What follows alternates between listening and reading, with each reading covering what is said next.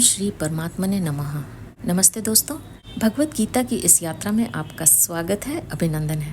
आज हम भगवत गीता के चौथे अध्याय के 11वें श्लोक में प्रवेश करेंगे। तो चलिए प्रारंभ करते हैं। वसुदेवसुतं देवं कंसचाणूरमर्दनं देवकी परमानन्दं कृष्णं वन्दे जगद्गुरुम्। अथ श्रीमद्भगवद्गीता चतुर्थोऽध्यायः। श्रीभगवान् उवाच ये यथा मां प्रपद्यन्ते तांस्तथैव भजाम्यहम् मम वर्त्मानुवर्तन्ते मनुष्याः पार्थ सर्वशः। श्री भगवान अर्जुन से बोले, हे पृथानंदन, जो भक्त जिस प्रकार मेरी शरण लेते हैं मैं उन्हें उसी प्रकार आश्रय देता हूँ, क्योंकि सभी मनुष्य सब प्रकार से मेरे मार्ग का अनुसरण करते हैं। ये यथा माम प्रपद्यन्ते ताम्स तथैव भजाम्यहम्। भक्त भगवान की जिस भाव से, जिस संबंध से, जिस प्रकार से शरण लेता है, भगवान भी उसे उसी भाव से, उसी संबंध से, उसी प्रकार से आश्रय देते हैं। जैसे भक्त भगवान को अपना गुरु मानता है तो वे श्रेष्ठ गुरु बन जाते हैं, शिष्य मानता है तो वे श्रेष्ठ शिष्य बन जाते हैं, माता पिता मानता है तो वे श्रेष्ठ माता पिता बन जाते हैं, पुत्र मानता है तो वे श्रेष्ठ पुत्र बन जाते हैं, भाई मानता है तो वे श्रेष्ठ भाई बन जाते हैं, सखा मानता है तो वे श्रेष्ठ सखा बन जाते हैं, नौकर मानता है तो वे श्रेष्ठ नौकर बन जाते हैं। भक्त भगवान के बिना व्याकुल हो जाता है तो भगवान भी भक्त के बिना व्याकुल हो जाते हैं। अर्जुन का भगवान श्री कृष्ण के प्रति सखा भाव था तथा वे उन्हें अपना सारथी बनाना चाहते थे। अतः भगवान सखा भाव से उनके सारथी बन गए। विश्वामित्र ऋषि ने भगवान श्री राम को अपना शिष्य मान लिया तो भगवान उनके शिष्य बन गए। इस प्रकार भक्तों के श्रद्धा भाव के अनुसार भगवान का वैसा ही बनने का स्वभाव है। अनंत ब्रह्मांडों के स्वामी भगवान भी अपने ही बनाए हुए साधारण मनुष्य के भावों के अनुसार बर्ताव करते हैं। यह उनकी कितनी विलक्षण उदारता, दयालुता और अपनापन है। भगवान विशेष रूप से भक्तों के लिए ही अवतार लेते हैं, ऐसा प्रस्तुत प्रकरण से सिद्ध होता है। भक्त जिस भाव से, जिस रूप में भगवान की सेवा करना चाहते हैं, भगवान को उनके लिए उसी रूप में आना पड़ता है। जैसे उपनिषद में आया है, एकाकी न रमते बृहदारण्यक 1:4-3, यानी अकेले भगवान का मन नहीं लगता तो वे ही भगवान अनेक रूपों में प्रकट होकर खेल खेलने लगे। ऐसे ही जब भक्तों के मन में भगवान के साथ खेल खेलने की इच्छा हो जाती है तब भगवान उनके साथ खेल खेलने यानी लीला करने के लिए प्रकट हो जाते हैं। भक्त भगवान के बिना नहीं रह सकता तो भगवान भी भक्त के बिना नहीं रह सकते। यहाँ आए यथा और तथा इन प्रकारवाचक पदों का अभिप्राय संबंध, भाव और लगन से है। भक्त और भगवान का एक सा प्रकार होने पर भी इनमें एक बहुत बड़ा अंतर यह है कि भगवान भक्त की चाल से नहीं चलते, प्रत्युत अपनी चाल यानी अपनी शक्ति से चलते हैं। भगवान सर्वत्र विद्यमान, सर्वसमर्थ, सर्वज्ञ, परम सुहृद और सत्य संकल्प है।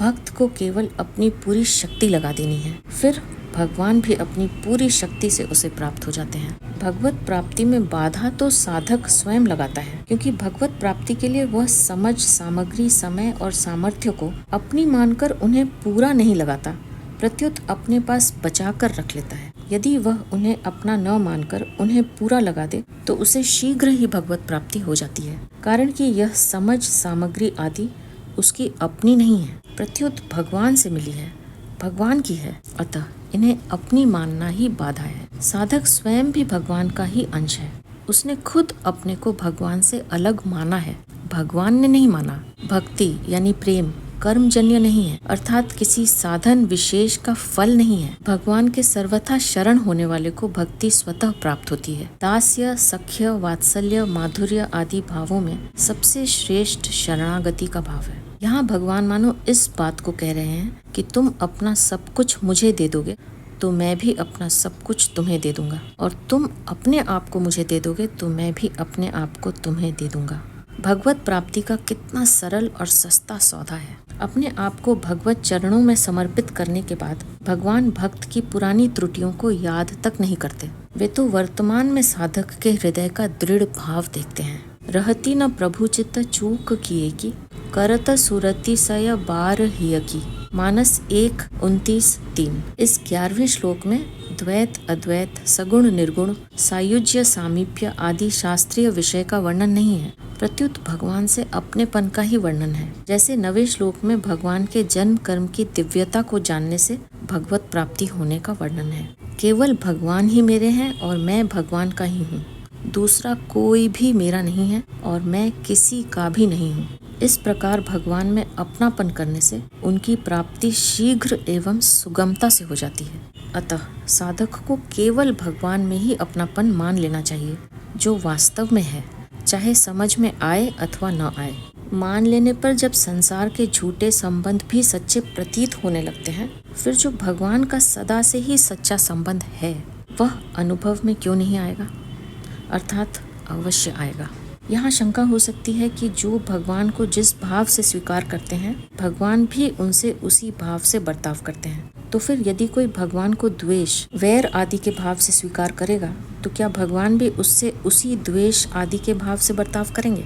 इसका समाधान यह है कि यहाँ प्रपद्यन्ते पद से भगवान की प्रपत्ति अर्थात शरणागति का ही विषय है, उनसे द्वेष, वैर आदि का विषय नहीं। अतः यहाँ इस विषय में शंका ही नहीं उठ सकती। फिर भी इस पर थोड़ा विचार करें तो भगवान के स्वीकार करने का तात्पर्य है कल्याण करना। जो भगवान को जिस भाव से स्वीकार करता है, भगवान भी उससे वैसा ही आचरण करके अंत में उसका कल्याण ही करते हैं। भगवान प्राणी मात्र के परम सुहृद हैं। गीता 5वें अध्याय का 29वां श्लोक। इसलिए जिसका जिससे हित होता है, भगवान उसके लिए वैसा ही प्रबंध कर देते हैं। वैर द्वेष रखने वालों का भी जिससे कल्याण हो जाए वैसा ही भगवान करते हैं। वैर द्वेष रखने वाले भगवान का बिगाड़ भी क्या लेंगे?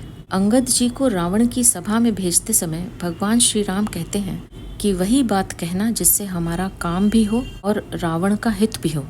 काजू हमार तासु हित हुई। मानस 6:17-4। भगवान की सुहृदता की तो बात ही क्या, भक्त भी समस्त प्राणियों के सुहृद होते हैं। सुहृदस सर्वदेही नाम। श्रीमद् भागवत 3:25-1। जब भक्तों से भी किसी का किंचित मात्र भी अहित नहीं होता, तब भगवान से किसी का अहित हो ही कैसे सकता है?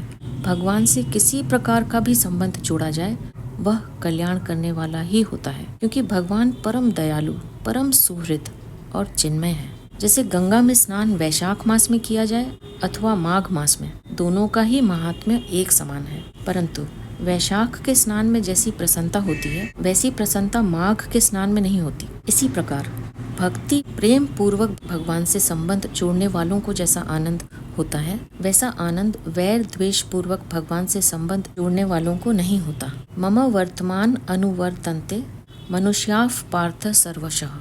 श्रेष्ठ मनुष्य जैसा आचरण करता है, दूसरे लोग भी उसी के अनुसार आचरण करने लग जाते हैं। गीता 3 अध्याय का 21वां श्लोक। भगवान सबसे श्रेष्ठ यानी सर्वोपरि हैं, इसलिए सभी लोग उनके मार्ग का अनुसरण करते हैं। 3 अध्याय में 23वें श्लोक के उत्तरार्ध में भी यही बात इन पदों से ही कही गई है। साधक भगवान के साथ जिस प्रकार का संबंध मानता है, भगवान भी उसके साथ वैसा ही संबंध मानने के लिए तैयार रहते हैं। महाराज दशरथ जी भगवान श्री राम को पुत्र भाव से स्वीकार करते हैं, तो भगवान उनके सच्चे पुत्र बन जाते हैं और सामर्थ्यवान होकर भी पिता दशरथ जी के वचनों को टालने में अपने को असमर्थ मानते हैं। इस प्रकार के आचरणों से भगवान यह रहस्य प्रकट करते हैं कि यदि तुम्हारी संसार में किसी के साथ संबंध के नाते प्रियता हो, तो वही संबंध तुम मेरे साथ कर लो। जैसे माता में प्रियता हो तो मुझे अपनी माता मान लो, पिता में प्रियता हो तो मुझे अपना पिता मान लो, पुत्र में प्रियता हो तो मुझे अपना पुत्र मान लो आदि। ऐसा मानने से मुझ में वास्तविक प्रियता हो जाएगी और मेरी प्राप्ति सुगमता पूर्वक हो जाएगी। दूसरी बात, भगवान अपने आचरणों से यह शिक्षा देते हैं कि जिस प्रकार मेरे साथ जो जैसा संबंध मानता है, उसके साथ मैं भी वैसा ही बन जाता हूँ। उसी प्रकार तुम्हारे साथ जो जैसा संबंध मानता है, तुम भी उसके साथ वैसे ही बन जाओ। जैसे माता पिता के लिए तुम सुपुत्र बन जाओ, पत्नी के लिए तुम सुयोग्य पति बन जाओ, बहन के लिए तुम श्रेष्ठ भाई बन जाओ आदि। परंतु बदले में उनसे कुछ चाहो मत। जैसे कुछ लेने की इच्छा से माता पिता को अपने न मानकर केवल सेवा करने के लिए ही उन्हें अपने मानो। ऐसा मानना ही भगवान के मार्ग का अनुसरण करना है। अभिमान रहित होकर निस्वार्थ भाव से दूसरों की सेवा करने से शीघ्र ही दूसरे की ममता छूटकर भगवान में प्रेम हो जाएगा, जिससे भगवान की प्राप्ति हो जाएगी। यहाँ विशेष बात यह है कि अहंकार रहित होकर निस्वार्थ भाव से कहीं भी प्रेम किया जाए तो वह प्रेम स्वतः प्रेम में भगवान की तरफ चला जाता है, कारण कि अपना अहंकार और स्वार्थ ही भगवत प्रेम में बाधा लगाता है। इन दोनों के कारण ही मनुष्य का प्रेम भाव सीमित हो जाता है और इनका त्याग करने पर उसका प्रेम भाव व्यापक हो जाता है। प्रेम भाव व्यापक होने पर उसके माने हुए सभी बनावटी संबंध मिट जाते हैं और भगवान का स्वाभाविक नित्य संबंध जागृत हो जाता है। जीव मात्र का परमात्मा के साथ स्वतः नित्य संबंध है। गीता 15वें अध्याय का 7वां श्लोक। परंतु जब तक जीव इस संबंध को पहचानता नहीं और दूसरा संबंध जोड़ लेता है, तब तक वह जन्म मरण के बंधन में पड़ा रहता है। उसका यह बंधन दो ओर से होता है। एक तो वह भगवान के साथ अपने नित्य संबंध को पहचानता नहीं और दूसरे जिसके साथ वास्तव में अपना संबंध है नहीं, उसके संबंध को नित्य मान लेता है। जब जीव ये यथा माम प्रपद्यन्ते के अनुसार अपना संबंध केवल भगवान से मान लेता है, अर्थात पहचान लेता है, तब उसे भगवान से अपने नित्य संबंध का अनुभव हो जाता है। भगवान के नित्य संबंध को पहचानना ही भगवान के शरण होना है। शरण होने पर भक्त निश्चिंत, निर्भय, निःशोक और निशंक हो जाता है। फिर उसके द्वारा भगवान की आज्ञा के विरुद्ध कोई क्रिया कैसे हो सकती है? उसकी संपूर्ण क्रियाएं भगवान के आज्ञा अनुसार ही होती हैं। मम वर्तमान अनुवर्तन्ते। यहाँ परिशिष्ट भाव यह है कि यद्यपि यह संसार साक्षात परमात्मा का स्वरूप है, तथापि जो इसको जिस रूप से देखता है, भगवान भी उसके लिए उसी रूप से प्रकट हो जाते हैं। हम अपने को शरीर मानकर अपने लिए वस्तुओं की आवश्यकता मानते हैं और उनकी इच्छा करते हैं, तो भगवान भी उन वस्तुओं के रूप में हमारे सामने आ जाते हैं। हम असत में स्थित होकर देखते हैं तो भगवान भी असत रूप से ही दिखते हैं। जैसे बालक खिलौना चाहता है तो पिता रुपए खर्च करके भी उसको खिलौने लाकर देता है। ऐसे ही हम जो चाहते हैं, परम दयालु भगवान स्वयं सदा सत स्वरूप रहते हुए भी उसी रूप में हमारे सामने आ जाते हैं। अगर हम भोगों को न चाहें तो भगवान को भोग रूप में क्यों आना पड़े, बनावटी रूप क्यों धारण करना पड़े? भगवान के स्वभाव में यथा तथा होते हुए भी जीव पर उनकी बड़ी भारी कृपा है, क्योंकि कहाँ जीव और कहाँ भगवान। अभिमान के सिवाय जीव में और क्या सामर्थ्य है? फिर भी जीव का भगवान में आकर्षण होता है तो भगवान का भी जीव में आकर्षण होता है। जैसे विदुर रानी जी अपने को भूल गई तो भगवान भी अपने को भूल गए और केले के छिलके खाने लगे तथा उसी में आनंद लेने लगे। भगवान के स्वभाव में यथा तथा केवल क्रिया में है, भाव में नहीं। भगवान का आस्तिक से आस्तिक व्यक्ति के प्रति जो स्नेह है, कृपा है, वैसा ही स्नेह कृपा नास्तिक से नास्तिक व्यक्ति के प्रति भी है। इसलिए भगवान के यथा तथा में स्वार्थ भाव नहीं है। प्रत्युत यह तो भगवान की महत्ता है कि कहाँ जीव और कहाँ भगवान। फिर भी वे जीव को अपना मित्र बनाते हैं, उसको अपने समान दर्जा देते हैं। भगवान अपने में बड़प्पन का भाव नहीं रखते, यह उनकी महत्ता है। श्लोक में भगवान ने बताया कि जो मुझे जिस भाव से स्वीकार करता है, मैं भी उसे उसी भाव से स्वीकार करता हूँ। अर्थात मेरी प्राप्ति बहुत सरल और सुगम है। ऐसा होने पर भी लोग भगवान का आश्रय क्यों नहीं लेते? इसका कारण भगवान आगे के श्लोक में बताते हैं। कांक्षन्तं कर्मणां सिद्धिं यजन्त इह देवताः क्षिप्रं हि मानुषे लोके सिद्धिर्भवति कर्मजा। श्री भगवान बोले, कर्मों की सिद्धि यानी फल चाहने वाले मनुष्य देवताओं की उपासना किया करते हैं, क्योंकि इस मनुष्य लोक में कर्मों से उत्पन्न होने वाली सिद्धि शीघ्र मिल जाती है। कांक्षन्तः कर्मणां सिद्धिं यजन्त इह देवताः। मनुष्य को नवीन कर्म करने का अधिकार मिला हुआ है। कर्म करने से ही सिद्धि होती है, ऐसा प्रत्यक्ष देखने में आता है। इस कारण मनुष्य के अंतःकरण में यह बात दृढ़ता से बैठी हुई है कि कर्म किए बिना कोई भी वस्तु नहीं मिलती। वे ऐसा समझते हैं कि सांसारिक वस्तुओं की तरह भगवान की प्राप्ति भी कर्म करने से होती है, जैसे तप, ध्यान, समाधि आदि। नाशवान पदार्थों की कामनाओं के कारण उनकी दृष्टि इस वास्तविकता की ओर जाती ही नहीं कि सांसारिक वस्तुएं कर्मजन्य हैं, एक देशीय हैं, हमें नित्य प्राप्त नहीं है, हमारे से अलग हैं और परिवर्तनशील हैं। इसलिए उनकी प्राप्ति के लिए कर्म करने आवश्यक है। परंतु भगवान कर्मजन्य नहीं है, सर्वत्र परिपूर्ण है, हमें नित्य प्राप्त है, हमारे से अलग नहीं है और अपरिवर्तनशील है। इसलिए भगवत प्राप्ति में सांसारिक वस्तुओं की तरह प्राप्ति का नियम नहीं चल सकता। भगवत प्राप्ति केवल उत्कट अभिलाषा से ही होती है। उत्कट अभिलाषा जागृत न होने में खास कारण सांसारिक भोगों की कामना ही है।